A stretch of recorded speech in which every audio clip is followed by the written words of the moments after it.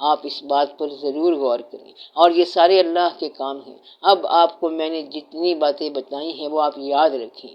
ایسا آدمی جس میں یہ باتیں ہوں، سمجھو کہ اس نے دین کو قبول کیا ہے، اور اب آپ کو اپنی اصلاح کرنی چاہیے۔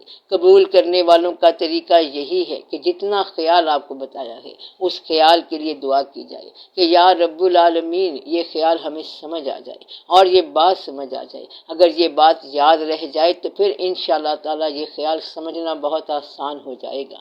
بس یہ راز کا حصہ ہے کہ اس لیے یہیں پر سارا کچھ پورا کرنا ہے، اور اس کا خلاصہ یہ ہے کہ آپ کی آزادیوں نے اسی میدان میں سفر پورا کرنا ہے، اور یہ میدان بذات خود پابند ہے۔ نگاہ کو اگر جلووں کی بھی پیاس ہے تو وہ بذات خود ایک محدود واقعہ ہے۔ اگر آپ کو دوست بنانے کی آزادی ہے تو وہ جو اویلیبل سٹف ہے، موجودہ لوگ ہیں، وہ بھی محدود ہی ہوں گے۔ آپ کے پاس جو وسائل ہیں، جو حاصل ہے اور جو پیسے ہیں، آپ ان کے بارے میں ایسے ہی مشکل میں پڑے ہوئے ہیں، تلخ ہو رہے ہیں، کیونکہ یہ چیزیں وہاں آگے بے معنی ہیں۔ یہاں صرف آپ کے ہاں کا واقعہ ہے، جو واقعہ آپ کو اپنے سامنے نظر آ رہا ہے یا آپ کی زندگی میں ہو رہا ہے، اور یہ واقعہ تو وہاں آگے ہے ہی نہیں۔ جس نے آپ کو اس دنیا کے کام پہ بھیجا ہے اس نے تو یہ پوچھنا ہی نہیں ہے۔ آپ اس سے اگر کہیں گے کہ میں راستے میں رک گیا تھا، واقعات کمزور ہو گئے تھے، بچوں کے پرابلم تھے، مگر یہ واقعہ تو اس نے اکوموڈیٹ نہیں کیا، ورنہ وہ یہ کہتا کہ جس کے 10 بچے ہوں اس پر نماز معاف کر دی جائے۔ یہ آسان بات ہے کہ 10-12 بچوں والا نماز کیسے پڑھ سکتا ہے؟ مقصد یہ ہے کہ اس نے یہ کسی کو نہیں کہا۔ یا وہ یہ کہتا کہ غریب پر روزے فرض ہی نہیں اور وہ عید نہ کرے، کیونکہ غریب کے لیے عید کرنا مشکل ہے۔ عید کا جو تصور آپ نے بنا رکھا ہے وہ عید ہی نہیں ہے۔ عید کا مطلب یہ ہے کہ روزے دار جس نام کے لیے، جس کام کے لیے اور جس ذات کے لیے روزہ رکھے تو عید کا دن اس کے وصال کا دن ہے۔ اور آپ نے عید کو اگر مال کا ذریعہ بنا رکھا ہے تو پھر روزے والے دن کمائی کے زمانے ہونے چاہیے۔ سمگلنگ کا مال بکے تو عید تو تب بنے گی، مگر یہ عید نہیں ہے۔ عید سے مراد یہ ہے کہ جس ذات کی خوشنودی کے لیے آپ ایک پروسیس سے گزر رہے ہیں، آج اس کی رضا کا دن ہے، آج اس کے لقاء کا دن ہے، آج اس سے ملاقات کا دن ہے۔ یہ نئے کپڑے پہننے کا دن نہیں ہے۔ حضور پاک صلی اللہ علیہ وآلہ وسلم نے فرمایا ہے کہ اچھا لباس پہنو، ایک دوسرے سے ملو گے، کیونکہ آپ رمضان میں مل نہیں سکے تھے۔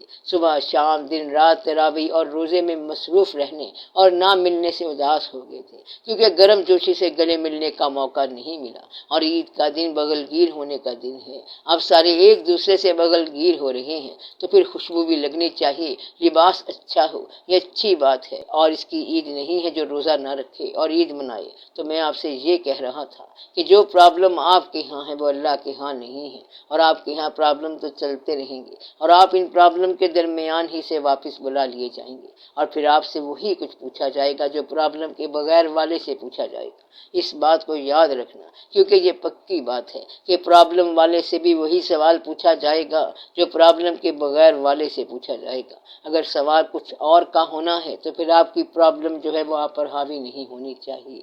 تو دین کو قبول کرنے والا دنیاوی پابندیوں، دنیاوی مجبوریوں اور دنیاوی برداشتوں کے اندر اسی طرح آسودہ خیال ہوتا ہے جیسے کہ آزادی میں ہوتا ہے، کیونکہ اس کے لیے اللہ تعالیٰ کا راستہ آسان ہے۔ یہ میں اللہ کے راستے کا خاص راز بتا رہا ہوں، اور یہ راز یاد رکھنا، اللہ کے راستے کا راز یہ ہے کہ یہ مشکل میں بھی آسان رہتا ہے، کیونکہ صرف یہی ایک راستہ ہے۔ دس از دا اونلی وے، اور اس راستے پر الٹرنیٹیو متبادل کوئی نہیں ہے۔ حضور پاک صلی اللہ علیہ وآلہ وسلم نے اس راستے کے بارے میں کیا فرمایا ہے؟ کسی نے آپ صلی اللہ علیہ وسلم سے پوچھا کہ حضور صراط مستقیم کی تعریف فرمائیے۔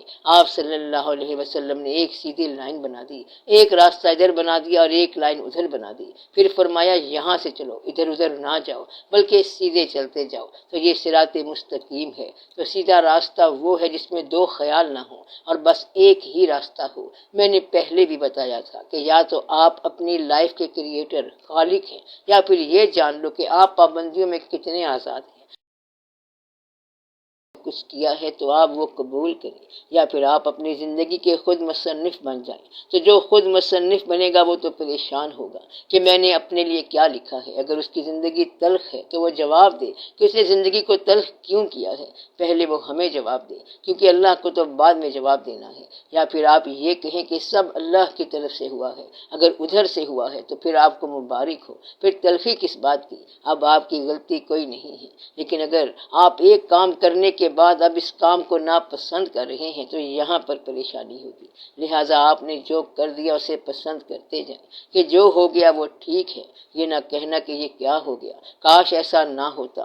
آپ لوگ اس سے نکل جائیں تو پھر آپ کا راستہ آسان ہو جائے گا۔ پھر جب راستہ آسان ہو گیا تو کل تک جو آپ کی غلطی تھی اس کا حل اسلام نے یہ کر دیا ہے کہ توبہ کر لو، اور توبہ کے بعد آپ نئے آدمی ہیں۔ زندگی میں کوئی ایسا غلط عمل نہیں ہے اور کوئی گناہ ایسا نہیں ہے کہ جس کو اللہ تعالیٰ معاف نہ کر دے، سوائے ایک گناہ کہ اگر کوئی شخص حضور پاک صلی اللہ علیہ وآلہ وسلم کا گستاخ ہو تو اس کو اللہ معاف نہیں کرتا۔ باقی تو میرا خیال ہے کہ اللہ تعالیٰ حیران ہوگا کہ تم لوگ کن باتوں پر ڈرے پڑے ہو اور آپ اپنے گناہوں کی بڑی توقیر کرتے ہیں اور گناہوں کی اہمیت جتاتے ہیں، اور پھر ان کی اتنی عزت کرتے ہیں کہ شاید یہ اتنا بڑا گناہ ہے جس کو اللہ تعالیٰ معاف نہیں کر سکے گا۔ اللہ تو ہے ہی قادر اور اللہ کریم معاف فرمانے والا ہے، اس لیے اپنے گناہوں کی اتنی عزت افزائی نہ کرنا اور غلطیوں کی توقیر بھی نہ کرنا۔ آپ اپنے آپ پر مہربانی کریں اور پھر اس کا نتیجہ اللہ کی مہربانی ہو سکتا ہے۔ اللہ کا فیصلہ قبول کرنے والا اپنا آخری انجام اللہ تعالیٰ کے تقرب میں پاتا ہے، اسی لیے آپ یہاں کی چیزیں یہاں پر ہی پھینک جائیں تو آپ کو آسانی مل جائے گی۔ لہٰذا آپ یہ چیزیں زندگی میں ہی پھینک جائیں، جو چیزیں مرنے کے بعد آپ کی نہیں رہیں گی تو بہتر یہ ہے کہ مرنے سے پہلے بھی ان چیزوں کو اپنے پاس نہ رکھو، اور بہتر یہ ہے کہ زندگی میں بھی ان سے بچ جاؤ، اس سے آپ کو بہت فائدہ ہوگا۔ اس کو آسان لفظوں میں یوں کہہ سکتے ہیں کہ جو چیز ضروری طور پر چھن جانی ہے ان کو لازمی طور پر چھوڑ دو، کم از کم ان کو ذہنی طور پر چھوڑ دو۔ آپ کو ایک بات کا بعض اوقات تجربہ یا مشاہدہ ہوتا ہے کہ آپ کے دوست آپ کو دھوکہ دے جاتے ہیں اور جن پر آپ نے احسان کیا وہ بھی ممنون نہیں ہوں گے، پھر یہ دائرہ اور تنگ ہوتا جاتا ہے تو اپنی اولاد باغی ہو جاتی ہے۔ پھر ایک دن آئے گا جب آپ کا یہ وجود آپ سے باغی ہو جائے گا، اور یہ تو ہوا پڑا ہے کہ آپ کا وجود بھی آپ کا ساتھ نہیں دے رہا۔ اب یہاں وہ مقام آتا ہے کہ آپ یہ دیکھیں کہ کیا آپ وجود ہیں یا کہ روح ہیں۔ اگر آپ وجود ہیں تو پھر تو آپ اپنی روح کو ہلاک کر رہے ہیں، اور اگر آپ روح ہیں تو پھر آپ اپنے آپ کو ہلاکت سے بچائیں اور اپنے وجود کو بھی بچائیں۔ اس لیے جب آپ کا وجود آپ کے خیال کے اور عمل کے تابع نہ رہے تو یہ وجود دور کا وجود ہے جو آپ کے قریب آ کے اپنا بنا ہوا ہے۔ تو سب سے پہلی جنگ اپنے وجود کی جنگ ہے۔ سب سے پہلا جہاد یہ ہے کہ کہیں آپ کا وجود ہی آپ کو لذت کی طرف مائل کر کے حقیقت سے دور نہ کر دے، یعنی کہ سونا جسم نے ہے اور محروم عبادت روح نے ہونا ہے، بند وجود کی آنکھ نے ہونا ہے، اور نظارہ روح کا ضائع ہو جائے گا، نظارہ آنکھ کا نہیں ہے، کیونکہ آنکھ تو اندھی ہے، آنکھ تو نہیں دیکھتی، بلکہ آنکھ کے پیچھے کوئی اور ہے جو کسی اور کو دیکھ رہا ہے۔ تو آنکھیں آنکھوں کو نہیں دیکھ رہی ہیں، بلکہ آنکھوں کے پیچھے کوئی اور ہے جو کسی اور کو دیکھ رہا ہے۔ اس کا مطلب ہے کہ یہ جو کوئی اور ہے اصل چیز تو وہ ہے۔ تو کہیں ایسا نہ ہو کہ آپ آنکھ کے چکر میں آ جائیں اور اس اور سے غافل ہو جائیں۔ اس کا بڑا راز ہے اور یہ راز سمجھنا چاہیے۔ جس طرح کوئی آدمی ذکر کر رہا ہے اللہ ہو، یہ ذکر جو وہ کر رہا ہے اس کا مدعا ذکر تو نہیں ہے، ذکر تو آواز ہے یا نام ہے، اور مدعا تو ذات ہے۔ ذکر میں آپ ذات کے اسم کو پکارتے ہیں اور یہ ذات تو نہیں ہے، اس لیے یہ ممکن ہو سکتا ہے کہ ذکر جو ہے وہ مذکور کے راستے میں رکاوٹ اور حجاب ہو، کیونکہ یہ مذکور تو نہیں ہے۔ جس طرح آپ کسی کو بلا رہی ہوں امام دین، تو امام دین اگر قریب ہو تو پھر بات بنتی ہے، ورنہ تو آپ خالی آواز دے رہے ہیں۔ اب آپ جس کو آواز دے رہے ہیں وہ کہیں پاس ہو تو بات بنتی ہے۔ بعض اوقات آواز جو ہے ریلیشن کا حجاب ہے اور بعض اوقات یہ ضروری ہوتی ہے، اس لیے جب تک یہ راز سمجھ نہ آئے تو خالی ذکر صرف روٹین کی بات ہے۔ اگر دو آدمی ذکر کر رہے ہیں، ایک ماننے والا ہے اور ایک نہ ماننے والا، تو جب تک اسے یہ بات سمجھ نہ آئے تو ذکر روٹین کی بات ہے۔ میں یہ بات اور آسان کر دیتا ہوں تاکہ مشکل ختم ہو جائے۔ مثلاً یہ کہ اللہ ہے اور آپ انسان ہیں، اللہ خالق ہے اور آپ نے اللہ کو مان لیا۔ کس نے کس کو مانا؟ آپ نے اللہ کو مانا۔ اب دیکھو کہ اللہ کو ماننے کے بعد وجود کے کون سے حصے کی ضرورت ہے۔ مثلاً آپ کے کھانے کا شعبہ کمزور ہے تو اللہ کو ماننے کے باوجود بھی آپ کے کھانے کا شعبہ کمزور رہے گا، کیونکہ وہ اس شعبے کی تسلیم نہیں ہے۔ اگر آپ کو کوئی رزق دینے والا چاہیے تو کسی کسان یا جاگیردار سے دوستی کر لیں، کیونکہ اس کے پاس واقعی گندم ہے اور آپ دوستی کے ذریعے اس سے گندم کے دانے لے لیں۔ خواجہ غریب نواز رحمۃ اللہ کا بڑا مشہور واقعہ ہے کہ ایک آدمی آپ رحمۃ اللہ کے مزار پر گیا اور زور زور سے کہنے لگا کہ اے خواجہ غریب نواز، مجھے 500 روپے دے۔ اس نے رٹ لگائے رکھی تو ایک آدمی نے کہا کہ قبر سے کیوں مانگتا ہے؟ اس نے کہا کہ پھر تو ہی دے دے۔ اس نے 500 روپیہ دے دیا۔ کہتا ہے اے غریب نواز رحمت اللہ، تیرا شکریہ کہ دلوایا بھی تو کس موذی سے جو تجھے مانتا ہی نہیں ہے۔ بات تو اتنی ساری ہے کہ یہ خیال کی بات ہے کہ آپ نے اللہ کو جیسے مانا ہے، جہاں اور جس انداز سے مانا ہے، اسی انداز میں وہ آپ کو کیٹر کرے گا۔ اگر آپ کی پیشانی میں تڑپ نہیں ہے تو اللہ آپ کے سجدے میں کیسے آئے گا؟ تو آپ اللہ کو کیسے معلوم کریں گے؟ اپنی تڑپ کے ساتھ۔ اور جب آپ کی پیشانی کے اندر تڑپ ہی نہ ہو تو پھر آپ اللہ کو سجدہ کیسے کریں گے؟ جب آپ کے دل میں اس کے دیدار کی تمنا نہ ہو تو آپ کیسے اس کا جلوہ دیکھیں گے؟ تو یہ ضروری ہے کہ آپ پہلے تو اپنے وجود کی سیر کریں تاکہ معلوم ہو کہ اللہ کی ضرورت کیا اور کہاں ہے، تو وہ آپ پر آشکار ہوگا اور آپ کو ملے گا، ورنہ تو وہ کافروں میں بھی ہے اور مومنوں میں بھی ہے۔ تو بات کا خلاصہ یہ بنا کہ آپ کے پاس خواہشات کتنی ہی لامحدود ہوں، انہیں پورا کرنے کے سارے امکانات محدود ہیں۔ آپ کو اشتہا یا بھوک جیسے بھی لگے، آپ نے انہی چیزوں سے پورا کرنا ہے جو چیزیں یہاں پر اگتی ہیں۔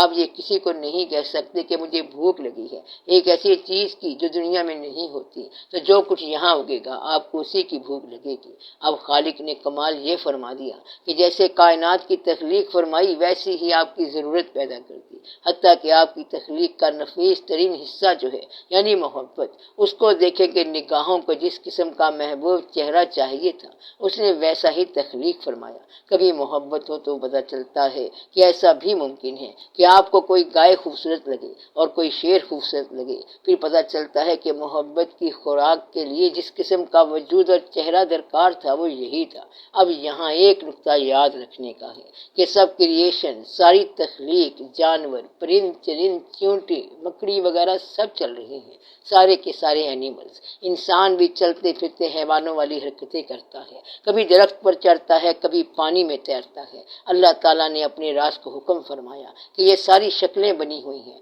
اور تو ان میں سے کوئی وجود اپنے لیے پسند کر لے۔ تو وہ جو اللہ کا راز تھا وہ سب کے پاس گیا کہ ہم تمہارے وجود میں نازل ہونا چاہتے ہیں، مگر سب نے معذرت کی۔ گھوڑے نے کہا میں گھوڑا ہوں، مجھے آپ معافی دے دیں۔ پھر وہ شیر کے پاس گیا تو شیر نے کہا کہ میں تو دھاڑتا ہوں، میں یہ راز نہیں سنبھال سکتا، میں شیر سے گیدڑ بن جاؤں گا، کیونکہ وہ سب جانتے تھے کہ یہ کوئی بہت طاقتور شے ہے۔ وہ جو اللہ کا راز تھا وہ تلاش کرتے کرتے اس غریب انسان کے پاس پہنچ گیا کہ اللہ کی ساری مخلوق میں سے کوئی یہ راز نہیں لے رہا، آپ کا کیا خیال ہے؟ یہ انسان نہ سمجھ تھا، اس نے کہا کہ اتنی سی بات ہے، چلو پھر میں قبول کرتا ہوں۔ اور پھر انسان یہ امانت قبول کر گیا، اس کو یہ شرف حاصل ہو گیا، ورنہ یہ آج بھی اینیمل کا اینیمل ہے۔ تو اس طرح اس نے اس کے راز کی، اس کی محبت کی وہ امانت قبول کر لی جو کوئی بھی قبول نہیں کرتا تھا۔ جب کبھی اللہ سے محبت کرنے والے اس کے مشتاق محبت ہوئے، اور اگر ان کو لقائے ربی کبھی ہوا تو اسی شکل میں ہوا۔ کیا کہا؟ اگر ہوا تو اسی شکل میں ہوا، تو مطلب یہ ہے کہ اس نے یہاں پر انسان کو احسن تقویم بنایا، اس شکل کے اندر اس نے اپنا چہرہ دکھایا اور اس کو وجہ اللہ بنایا۔ اگر آپ کی نگاہ میں تمنائے وجہ اللہ ہو تو یہی ہے لقائے ربی، پھر وہ یہی چہرہ ہے اور پھر یہی قبول ہے، پھر اس کے علاوہ کسی اور چہرے میں اللہ کے نور کی جھلک نہیں آئی۔ تو آپ کی آزادیوں میں یہی مکمل پابندی ہے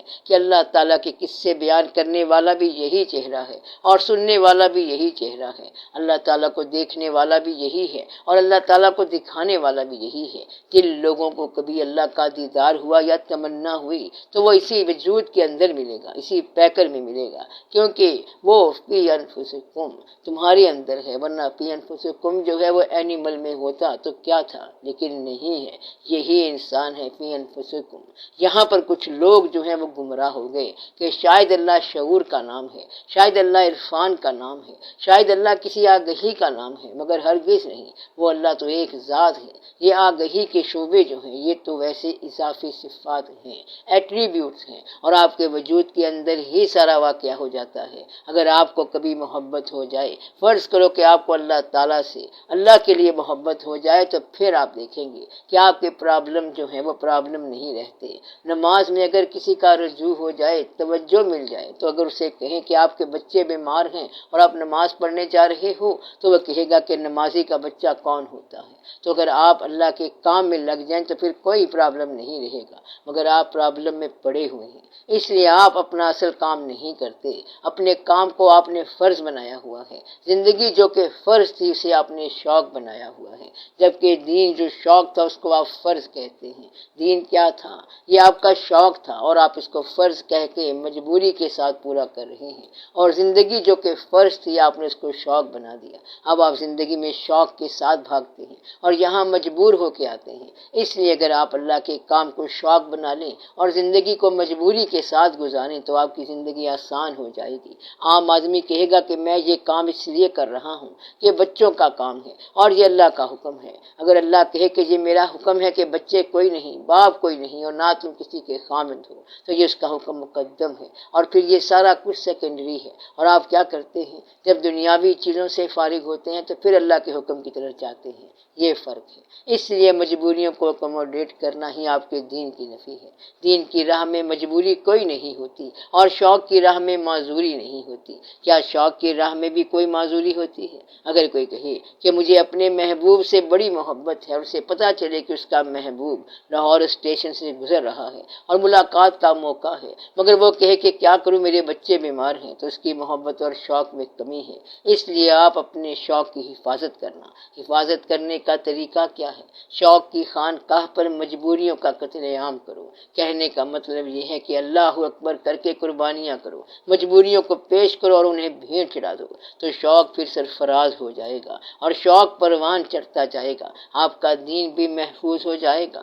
اس دنیا کا سارا واقعہ عارضی ہے اور یہ سارے ہنگامے عارضی ہیں، اس لیے آپ کو کوئی مشکل نہیں ہونی چاہیے، اور آپ مشکلات کو آسانی سے اور خاموشی سے ذہن سے نکال دیں۔